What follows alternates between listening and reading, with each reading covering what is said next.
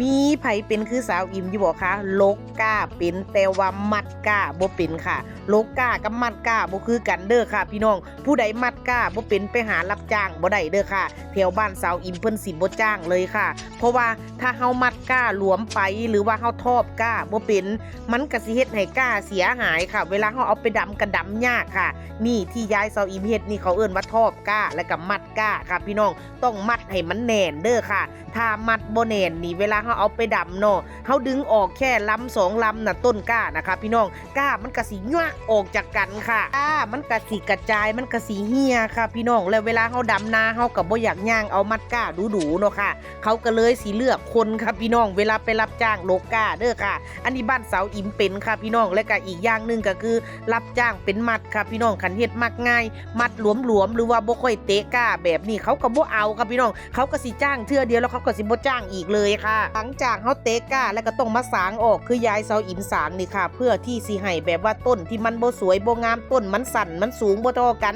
กัดสางออกค่ะพี่น้องให้มันสวยงามให้มันดำง่ายค่ะเวลาเฮาเอาไปดำง่ายก้ามันก็สิถอดปั๊บ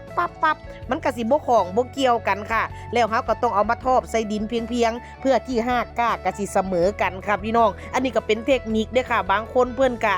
เอาก้นถังนะคะมาวางค่ะบางคนเพิ่นก็เลือกวิธีแบบว่าคูนขี้ดินขึ้นให้มันสูงนะพี่น้องแล้วก็ทอบลงไปค่ะอันโลก้าพี่น้องยากกว่าการดำนาอีกค่ะบ่แม่นว่าทุกคนสิโลก้าแล้วก็มัดก้าได้ดีเด้อค่ะพี่น้องยิ่งการไปรับจ้างก็อย่างที่เสาอิมบอกคันผู้ใดไปรับจ้างโลก้าแล้วมัดก้าบ่แน่นเขาบ่เอาเลยค่ะเสาอิมสิว่าเอาพื้นไผ่ไม้ให้ฟังค่ะเสาอิมอีดูลาวเองค่ะแล้วมาเป็นสะใภ้ใหม่ๆค่ะพี่น้องตะกี้เวลาเราไปรับจ้างค่ะเรามัดบ่เป็นค่ะเราก็สิถาแฟนลาวหั่นล่ะค่ะถาผัวลาวพี่น้องค่ำมืดไปมัดให้ค่ะจนมือเมื่อเบิดแล้วค่ะผัวเรามาแต่ให้แต่โคกมาแต่นากับไปนั่งมัดก้าให้เมียพี่น้องอันนี้มันมีจริงๆเด้อค่ะเพราะว่าขันเจ้ามัดผู้ดีโลเละหลวมๆเจ้าของนาเขาสิบ่จ่ายเงินเขาสิบ่เอาเลยค่ะเอาก็สิลบกองไว้ค่ะพี่น้องสาวอิมก็ลบกองไว้คือกันค่ะสาวอิมกับมัดบ่ผ่านค่ะเจ้าของนาบ่เอาสาวอิมก็คิดว่าเจ้าของมัดแน่นอยู่ค่ะพี่น้องแต่ว่าเจ้าของนาเพิ่นว่ายังบ่ได้เพิ่นสิมาจับเบิ่งมัดก้าเฮาค่ะมันโลเละเพิ่นว่าพี่น้องมันบ่แน่นนั่นล่ะสาวอิมก็สิเลือกวิธีแบบว่าลก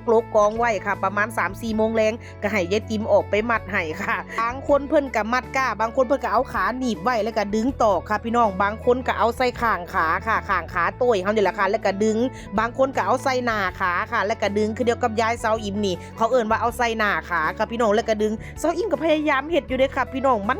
จังไดล่ะมันบ่อีดมันบ่แอดนะแม่ค่ะมันบ่แน่นค่ะพี่น้องจักสิว่าจังไดค่ะมันก็เป็นศิลปะอย่างหนึ่งอยู่ค่ะเรื่องการแบบว่ามัดก้ามัดต่อค่ะโตก้าจนว่าตะเวนค่ำมืดค่ะพี่น้องเดี๋ยวเสาอิมสิเอาก้าไปแช่น้ำไว้ซะก่อนค่ะแล้วก็สิพากันเมื่อล่ะค่ะพี่น้องมื้ออื่นก็สิได้ไปดำอีกทงนึงนาทงนี่ดำแล้วค่ะพี่น้องเหลืออีกทงนึงค่ะมีผู้ใดมัดก้าบ่เป็นคือสาวอิมบ่ค่ะพี่น้องคอมเมนต์เว้าสู่สาวอิมฟังแน่เด้อค่ะหรือว่าสาวอิมเป็นผู้เดียวบ่คะลกก้าเป็นแต่ว่ามัดก้าบ่เป็น